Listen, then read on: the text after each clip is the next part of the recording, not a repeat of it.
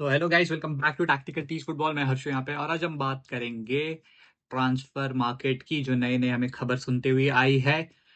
Rodrigo जा रहा है रियल मैड्रिड, ये बात सही है?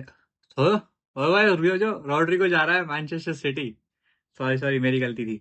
अब रॉड्रिगो जो है यहाँ पे, पेप की जो टीम है मैनचेस्टर सिटी, उसको तुम ध्यान से देखोगे कि मैंने एक रिपोर्ट पढ़ी थी पेप के इंटरव्यू में ही कि जो मैनचेस्टर सिटी का जो स्क्वाड है उसको पहले कम करना पड़ेगा। पहले जो मैनचेस्टर सिटी का स्क्वाड था वो 29-28 प्लेयर्स का स्क्वाड था टोटल उनका। तो पेप ने बहुत रिसर्च किए, अपडेट्स दिए, फॉलोअप्स हुए, फिर उनके बाद उनके स्क्वाड को छोटा किया 21 प्लेयर्स तक। अभी 21 प्लेयर्स का स्क्वाड होने के बाद उसमें तुम देखोगे वन ऑफ द प्लेयर्स जो पेप के प्लान में शामिल नहीं है अभी आने वाले सीजन में, वो है पहला जैक ग्रिलिश। बिकॉज ही एक जमाने में ना, जैक ग्रिलिश को जब एस्टन विला से उठा के मैनचेस्टर सिटी में लाया था, he was the first British record breaking holder on the transfer fee के मार्केट के ऊपर। बिकॉज को जब एवर्टन मैनचेस्टर सिटी ने उठाया था एस्टन विला से, उसको बहुत हेफ्टी अमाउंट में उठाया था, और उसके अभी जो एवर्टन वाले जो क्लॉज है उसमें 50 मिलियन का एक बायबैक ऑप्शन भी डाला हुआ है वहां पे। तो ये ना, जैक ग्रिलिश ने एक तगड़ा वाला डेंट मारा है पेप के करियर पे, क्योंकि उसने कितने एक्सपेंसिव प्लेयर को उठाया और उसने फ्लॉप कर दिया। बिकॉज हमें जैक ग्रिलिश का कोई अच्छा सीजन देखने मिला नहीं। हमारे जो प्रीवियस प्रीमियर लीग का सीजन था वहां पे जैक ग्रिलिश खुल के कुछ पता उभर के कुछ दिखा नहीं वहां पे।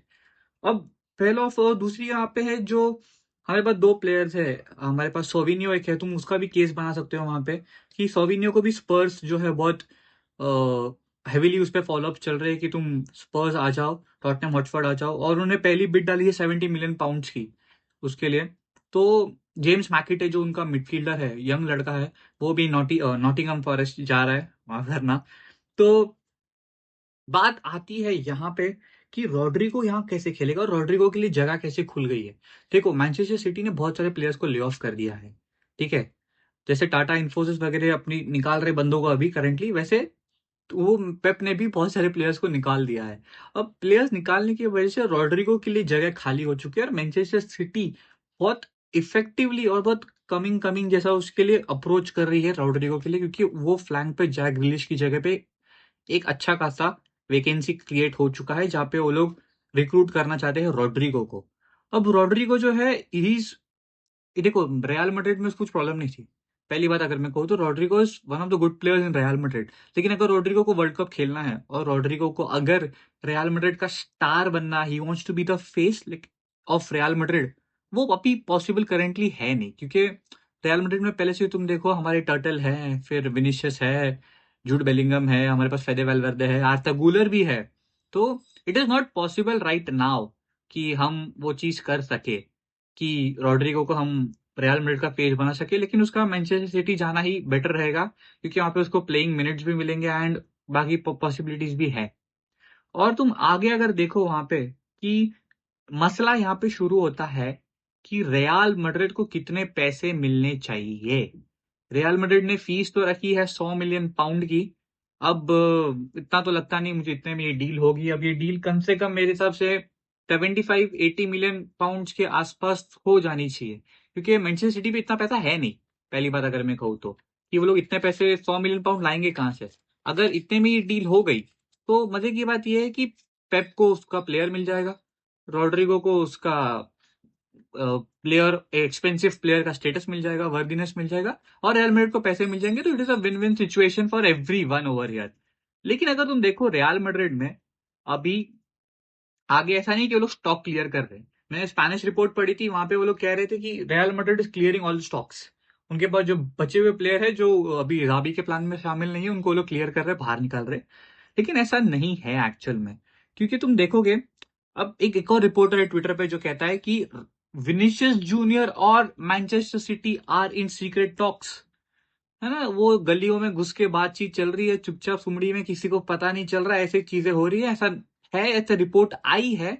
और देखते हैं कि मैनचेस्टर सिटी विनिशियस जूनियर के लिए भी अप्रोच करेगी या नहीं। क्योंकि मेरा क्या कहना है कि देखो, अगर मैनचेस्टर सिटी रॉड्रिगो के लिए नहीं जाती है तो विनिशियस के लिए भी वो अगले समर, या फिर who knows what happens in the next transfer window, right. तो देखो, विनिशियस जूनियर की मैं बात करूं कि वो मुझे इतना कन्विंसिंग लग नहीं रहा है, क्योंकि देखो अगर विनीशियस जूनियर को वो लोग ले भी लेंगे तो कितना ही पैसा देंगे उसको, कुबेर का खजाना तो देंगे नहीं, मैनचेस्टर सिटी पे उतना पैसा है ही नहीं। तो वो लोग क्या करेंगे, 6 7 या 8 मिलियन पाउंड ज्यादा देंगे जितना वो रियल मैड्रिड में कमा रहा था। दूसरी बात ये है कि प्राइस टैग, अब विनीशियस जूनियर के लिए 170 मिलियन पाउंड का प्राइस प्राइस टैग लगा के रखा है। It is more than 150 million pound का एक प्राइस टैग लगा के रखा है मैनचेस्टर सिटी के लिए। और दूसरी बात, मैनचेस्टर सिटी पे उतना पैसा अभी भी है नहीं। और तीसरी बात ये है कि कॉन्ट्रैक्ट इशू है उन लोग के बीच में, रियल मैड्रिड और विनीशियस जूनियर में कॉन्ट्रैक्ट इश्यूज है कि वो एक कमरे में बंद होकर बैठ के बात करके सुलझा सकते हैं। इतना मसला तो वो लोग क्लियर आपस में कर ही सकते हैं। ये कोई बड़ी मतलब धड़ाकेदार धमाकेदार मिर्ची वाली बात उसमें है नहीं। लेकिन तुम देखो साबिनियो और जो जेम्स मैकेटी है, वो दो लोग प्लेयर्स भी जा रहे हैं, तो फिर मिडफील्ड में बहुत जगह खाली हो चुकी है। एंड जो उन्होंने 3 नए साइनिंग्स किए हैं वो उनको खेलने का जगह मिल जाएगा।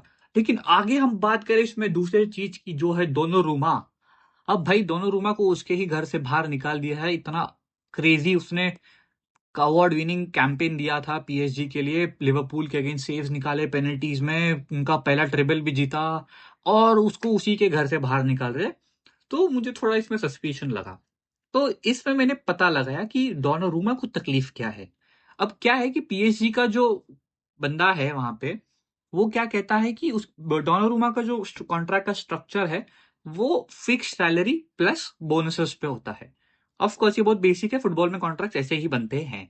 तो वो क्या कहता है कि डोनारूमा की जो फिक्स सैलरी है वो हम कम कर देंगे और बोनसेस बढ़ा देंगे। मतलब अगर तू एक अगर क्लीन शीट निकाल रहा है मैच में, जहां पे हम तुझे 10 मिलियन पाउंड दे रहे थे, हम तुम्हें 20 मिलियन पाउंड देंगे। एग्जाम्पल बता रहा हूं तुमको। तो परफॉर्मेंस बोनस होता है। तो डोनारूमा को ये बात कुछ पसंद नहीं आई, उसको लगा कि मैं मेरी फिक्स सैलरी पे तो मैं कट लूंगा ही नहीं, क्योंकि मैंने इतना अच्छा कैंपेन दिया है और तुमको ट्रेबल भी जितवाया, एंड इट इज अंडरस्टैंडेबल। लेकिन तुम आगे देखोगे वहां पे कि अगर डोनारूमा छोड़ के जा भी रहा है तो कौन सी 3 क्लब्स में वो जा सकता है। एक है चेल्सी है, फिर बाद में मैनचेस्टर सिटी है और मैनचेस्टर यूनाइटेड है। ये 3 क्लब्स उसमें बहुत ज्यादा इंटरेस्ट दिखाते हुए आ रहे हैं। और भाई मतलब ये ट्रांसफर मार्केट में सब लोगों ने सब कुछ खरीद लिया ऐसा लग रहा है ना। सिटी ने प्लेयर्स खरीद रहे, मैड्रिड ने खरीद लिए, बार्सिलोना ने खरीद लिए, और सदरलैंड मैनचेस्टर, वो तो दुनिया खरीद लेगा वो तो ऐसा लग रहा है। अब बात आगे करो तो कोमान की, कोमान को भी वो लोग सऊदी ने बुला लिया है। पता नहीं सऊदी उसको क्या दे रहा है, शायद तेल का कोई खजाना दे रहा है या फिर कोई कोयले की खदान दे रहे हैं, मुझे पता नहीं। ऑन पेपर तो कहा है कि, और वो हो चुका है ऑफिशियल कि कोमान जा रहा है अल नसर, ये हो चुकी है कंफर्म। और अगर तुम यहाँ पे देखोगे, अभी रोनाल्डो भैया के साथ फीलिक्स चाचा, इनिगो मार्टिनेस और कोमान दादा, ये 4 लोग भी अगर खेल रहे हैं, सारियो माने अंकल, अंकल को तो भूल ही गया मैं तो। अब इतने लोग लेकर भी अगर ये सऊदी लीग जीत ना पाए, तो भैया इनको तो मारना चाहिए बेल्ट से, अभी बेल्ट पे थूक लगा के मारना चाहिए इन लोगों को, सच कहूँ तो।